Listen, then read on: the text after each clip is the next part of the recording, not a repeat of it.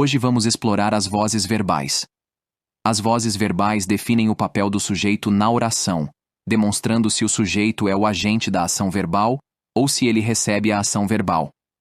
As vozes verbais são ativa, passiva, reflexiva, recíproca. Agora vamos ver cada uma delas com mais detalhes. Começando pela voz ativa. Nela, o sujeito é o agente, ou seja, é ele quem pratica a ação do verbo. Veja o exemplo.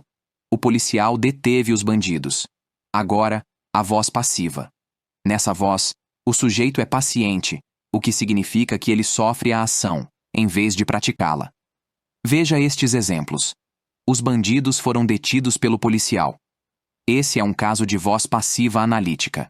Detiveram-se os criminosos. Aqui, temos a voz passiva sintética. Vamos agora à voz reflexiva. Nessa voz, o sujeito é agente e paciente ao mesmo tempo, pois pratica e recebe a ação verbal. Veja os exemplos. Os bandidos se entregaram à polícia. O menino se agrediu. E por fim, temos a voz recíproca. Aqui, o sujeito é agente e paciente ao mesmo tempo, porém, há uma ação compartilhada entre dois indivíduos. A ação pode ser compartilhada entre dois ou mais indivíduos que praticam e sofrem a ação. Veja os exemplos. Os bandidos se olharam antes do julgamento. Apesar do ódio mútuo, os candidatos se cumprimentaram. Atenção aqui. Esse é um aspecto-chave que vale relembrar. A voz passiva é realizada a partir da troca de funções entre sujeito e objeto da voz ativa. Só podemos transformar uma frase da voz ativa para a voz passiva se o verbo for transitivo direto ou transitivo direto e indireto. Logo, só a voz passiva com a presença do objeto direto. Não confunda os verbos pronominais com as vozes verbais. Os verbos pronominais que indicam sentimentos, como arrepender-se, queixar-se, dignar-se, entre outros, acompanham um pronome que faz parte integrante do seu significado, diferentemente das vozes verbais, que acompanham o pronome se, com função sintática própria. Vamos falar agora das funções do se. Como vimos, o se pode funcionar como item essencial na voz passiva. Além dessa função, esse elemento também acumula outras atribuições. Uma delas é ser uma partícula apassivadora. A voz passiva sintética é feita com verbos transitivos direto ou transitivos direto e indireto. Nessa voz, incluímos o se junto ao verbo. Por isso, o elemento se é designado partícula apassivadora, nesse contexto. Veja o exemplo. Busca-se a felicidade. Aqui, o se atua como partícula apassivadora na voz passiva sintética. O se exercerá essa função apenas com verbos cuja transitividade seja TD ou TDI, com verbos que concordam com o sujeito, com a voz passiva sintética. Atenção! Na voz passiva nunca haverá objeto direto, pois ele se transforma em sujeito paciente. Vamos agora entender o índice de indeterminação do sujeito. O se funcionará nessa condição quando não for possível identificar o sujeito explícito ou subentendido.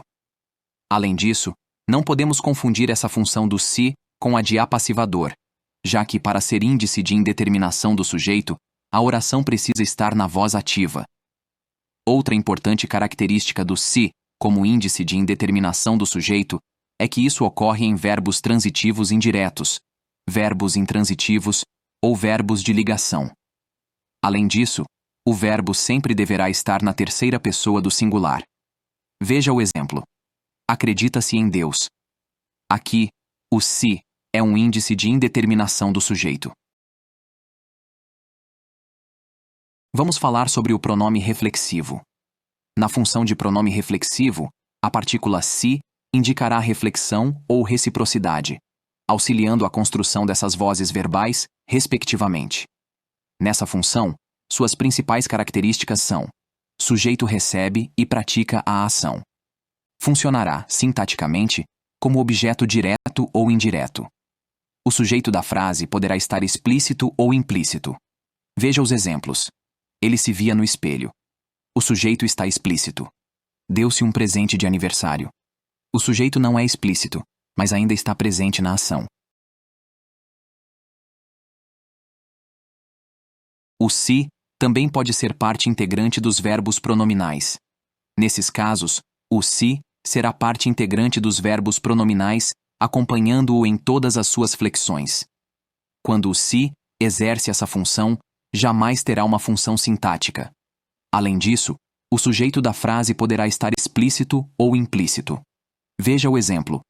Lembrou-se da mãe, quando olhou a filha.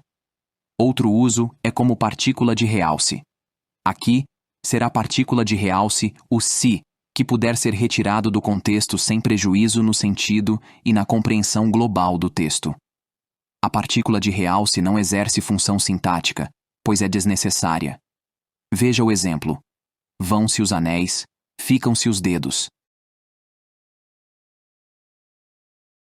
O se também pode funcionar como conjunção.